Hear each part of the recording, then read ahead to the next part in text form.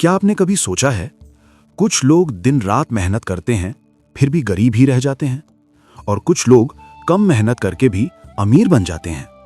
क्या ये सिर्फ किस्मत है या इसके पीछे कोई गहरा रहस्य छिपा है? सदियों पहले एक महान आचार्य ने इस सवाल का जवाब दिया था। वो थे गौतम बुद्ध।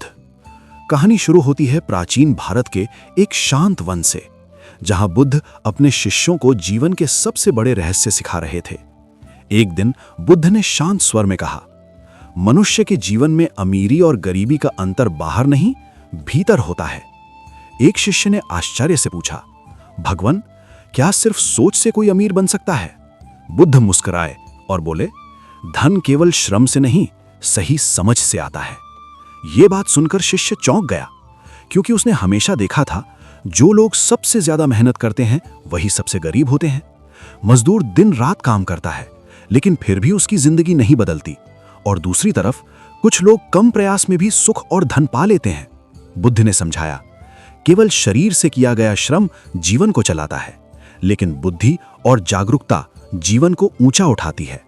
उन्होंने आगे कहा, अगर तुम सच में समृद्ध होना चाहते हो तो सबसे पहले अपने मन और बुद्धि को विकसित करो। सीखना यही सबसे बड़ा धन है। जो व्यक्ति सीखना बंद कर देता है वो धीरे धीरे अंदर से गरीब हो जाता है, लेकिन जो हर दिन कुछ नया सीखता है वो एक दिन अपने जीवन को बदल देता है। फिर बुद्ध ने दूसरा रहस्य बताया, अवसर हमेशा उपस्थित होते हैं, लेकिन उन्हें देखने के लिए जागरूकता चाहिए।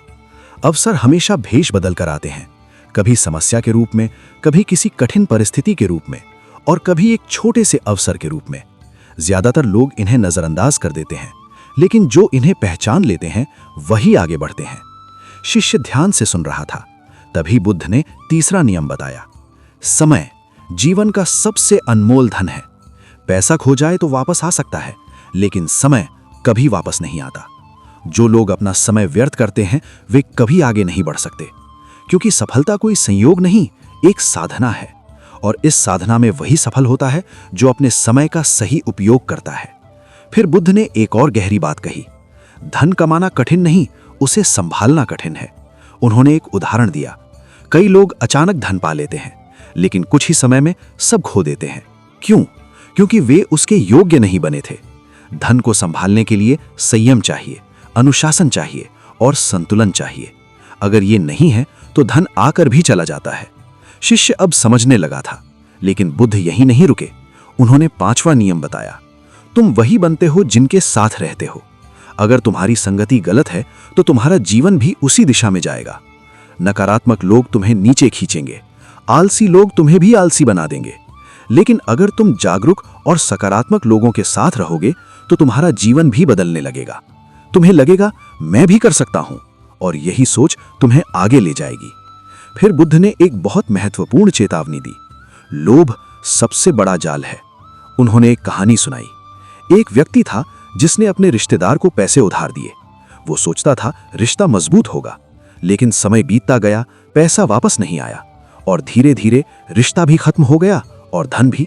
बुद्ध ने कहा, निर्णय हमेशा जागरूकता से लो, भावनाओं से नहीं।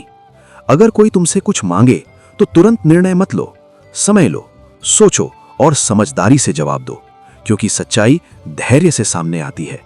अगर सामने वाला सच्चा होगा तो वो प्रतीक्षा करेगा, अगर नहीं तो वो खुद ही दूर हो जाएगा। अंत में बुद्ध ने अपने शिष्य से कहा, यदि इस संसार की सारी संपत्ति सभी लोगों में बांट दी जाए तो कुछ समय बाद फिर वही स्थिति बन जाएगी। कुछ लोग फिर गरीब हो जाएंगे और कुछ फिर समृद्ध हो जाएंगे। क्यों? क्योंकि समृद्धि और गरीबी बाहरी नहीं, आंतरिक स्थिति है।